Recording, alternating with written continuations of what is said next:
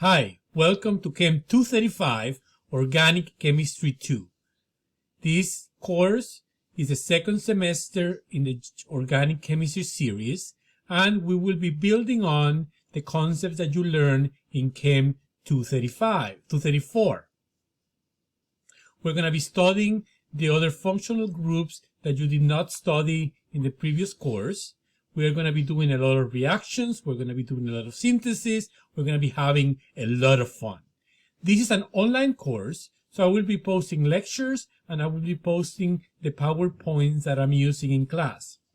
The key to success in this class is to make sure that you watch all of the videos, keep up with the videos, because if you fall behind, it pushes you behind with everything else.